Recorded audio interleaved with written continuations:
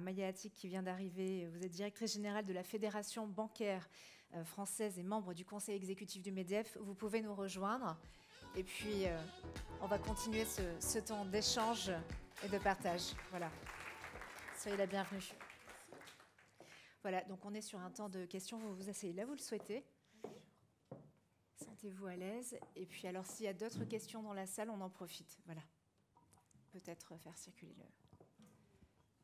Bonjour, vous m'entendez? Oui. Bonjour, Christelle Thomas. Je travaille pour les écoles d'ingénieurs Télécom Paris, Institut Polytechnique, sur les questions d'inclusion, de diversité et d'ouverture sociale. Et en matière d'égalité des chances, j'ai une question à vous poser. Donc, c'est évidemment très, très intéressant et je vous en remercie de ce baromètre et de cette présentation. Mais quelles sont, selon vous, les initiatives qui fonctionnent le mieux dans un environnement qui reste néanmoins assez serré, assez difficile à faire bouger et où l'inertie est quand même assez constatée de toutes parts? Est-ce que vous avez des idées en la matière ou des recommandations à partager? C'est Maya Attic, peut-être, je ne sais pas. Alors, merci. Merci d'abord d'être ici nombreux et à distance aussi.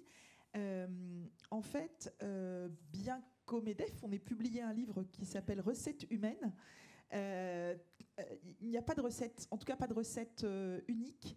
Il y a une chose, je crois, qui fait bouger ou qui amène les dirigeants, les décideurs à se pencher sur des actions concrètes, c'est quand leurs propres salariés leur en parlent, en fait.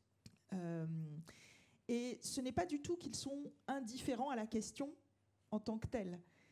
C'est juste qu'une entreprise, c'est une collectivité humaine réunie, et d'ailleurs une entreprise, y compris une administration, hein, les administrations sont aussi des employeurs, qui sont unis pour fournir un bien ou un service. Vous, là où vous êtes, vous fournissez un service qui est d'aider des étudiants à accomplir leurs études. Et donc, ajouter à cette dimension de rendre un service ou produire un bien quelque chose qui est d'ajouter finalement un facteur qui paraît extra-entreprise, mais qui est justement de maximiser l'impact qu'on a sur la société, c'est un effort supplémentaire à demander à tout le monde. Et en fait, quand les dirigeants réalisent que ça fait partie à la fois des aspirations d'une bonne partie de leurs salariés et que c'est aussi un élément de motivation pour eux qui les amène à améliorer l'énergie collective au travail, ça débloque les idées, ça débloque les initiatives. Et ça peut donner envie de dire, tiens, on va tester telle chose, on va fêter. Je ne sais pas moi, on va sur la semaine LGBT, on va afficher des sujets sur ce thème, alors qu'on n'aurait pas forcément osé le faire en tant que dirigeant spontanément. Voilà. Donc moi, je crois quand même beaucoup à la boîte à idées, en fait, ou au fait que quand l'un des salariés explique que c'est important pour lui, ou qu'il a envie que l'entreprise s'engage là, ça fait bouger. Voilà. Ensuite, il y a quand même énormément de ressources.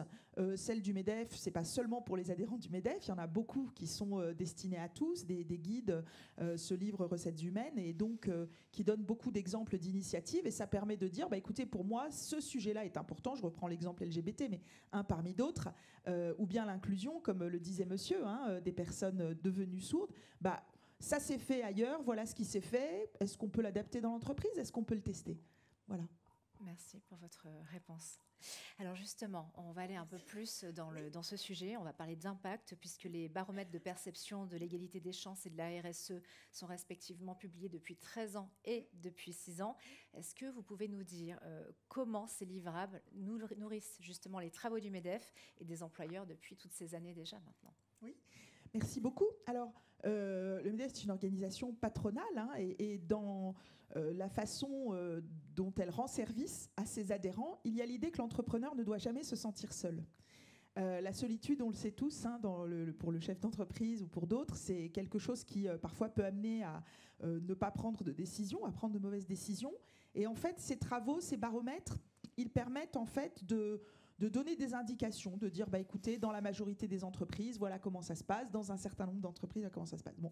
Donc tous ces baromètres servent en fait à donner des idées, à ouvrir des chantiers, des groupes de travail. On est nombreux ici à participer à des comités, à des groupes, pour produire, par exemple, j'en ai parlé, ce livre qui s'appelle Recettes humaines, qui permet de donner de multiples exemples dans des champs extrêmement variés. Ça permet aussi de construire des programmes de formation et de sensibilisation. Une académie MEDEF qui s'est développée et qui vraiment prend de la puissance depuis 1 an à peu près, avec de multiples thèmes. Donc ça, c'est extrêmement important. Et puis, libérer l'énergie de s'engager dans ce domaine, comme le disait Madame. Voilà, donc c'est un baromètre qui est vraiment largement diffusé pour montrer d'abord ce qui est souhaitable aux yeux des salariés. C'est intéressant à savoir, ça ne veut pas forcément dire que chaque entreprise doit cocher toutes les cases, et ça ne veut pas forcément dire que c'est partout pareil, mais c'est bon à savoir. Et puis, des actions concrètes pour faire des propositions qui correspondent. Très bien. Alors justement, est-ce que l'évolution des résultats de ces baromètres met en lumière aujourd'hui l'existence d'une transformation en fait, au sein des organisations en matière de RSE, de diversité et d'inclusion ? Oui, je pense d'abord que le sujet est devenu beaucoup plus fréquent. Beaucoup plus, voilà, il existe dans toutes les entreprises. Le baromètre, d'ailleurs, a été étendu aux petites entreprises, aux toutes petites, et ça, c'est extrêmement important. Il y a une autre chose aussi dans les 5 ou 10 dernières années, c'est que, au fond, chacun de nous est une seule et même personne. Bon, certes, il faut bien distinguer la vie professionnelle et la vie personnelle, en tout cas éviter qu'elles se marchent sur les pieds l'une l'autre, mais chacun de nous est une seule et même personne. Et on n'a pas envie, quand on est dans sa vie privée, quelqu'un d'attaché à l'égalité, quand l'immense majorité d'entre nous n'a pas de pratique discriminatoire. Voilà, vous ne discriminez pas vos amis, enfin bon, en tout cas c'est extrêmement rare. Et puis, on est, pour la plupart, je pense qu'on fait des gestes de plus en plus importants pour la planète, de manière générale pour l'environnement. Et donc, on n'a pas envie d'être une personne différente au travail.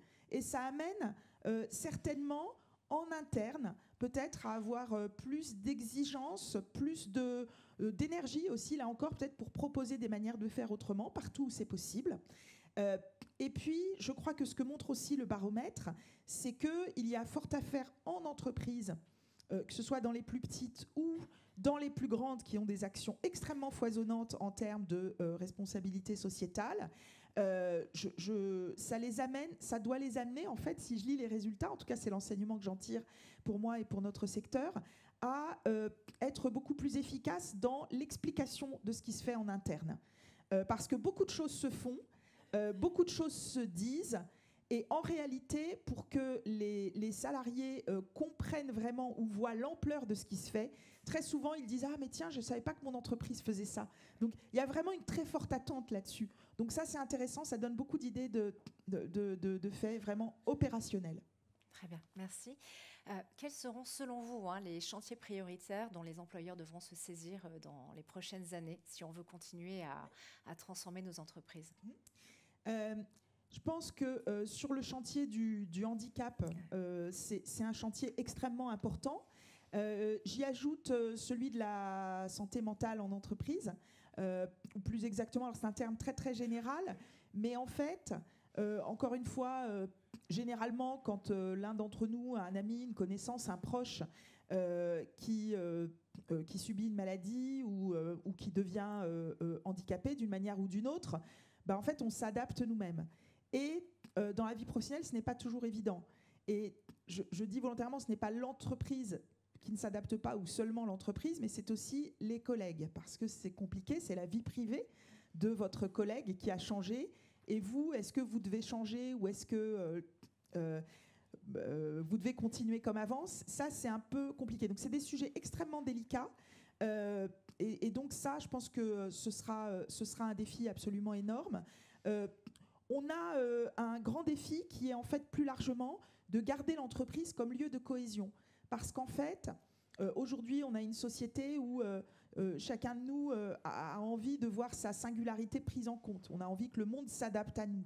Et c'est pas toujours facile dans une entreprise, en fait, parce que quand on s'adapte à une partie des personnes, on risque justement d'en oublier d'autres. Donc, pour moi, le grand défi, ça va être de concilier cette diversité de situations, à la fois objectives, des situations de départ, et puis des situations dans lesquelles les gens arrivent, que ce soit du fait de l'âge ou du fait d'un handicap qui peut ne pas du tout être lié à l'âge. Et donc, comment on fait pour garder une entreprise avec une certaine cohésion, à se dire, finalement, on roule tous dans le même sens, en respectant chacun. Voilà. Donc, je crois que cet objectif de cohésion va être énorme. Et c'est un effort de chacun, à la fois des employeurs, mais aussi des salariés. Mais je crois que c'est extrêmement motivant aussi, parce que tout simplement, on sera aussi plus aligné entre les actions individuelles de chacun dans sa vie privée, la façon dont il vit sa vie privée, inclusive de manière générale, et puis la façon dont on le vit en entreprise. Très bien, le message est passé. Merci beaucoup Maya Attig. Merci à vous et bonne semaine. Bonne série, hein, c'est ma série préférée, je dois dire. Hein. Moi, voilà, ça tombe bien. Je crois que je ne suis pas la première à faire le jeu de mots, et vraiment, ça va être une centaine d'événements tout à fait passionnants. Exactement, jusqu'à vendredi. Merci pour Merci. tout, merci pour ce temps de partage. On vous applaudit. Merci Fabienne également.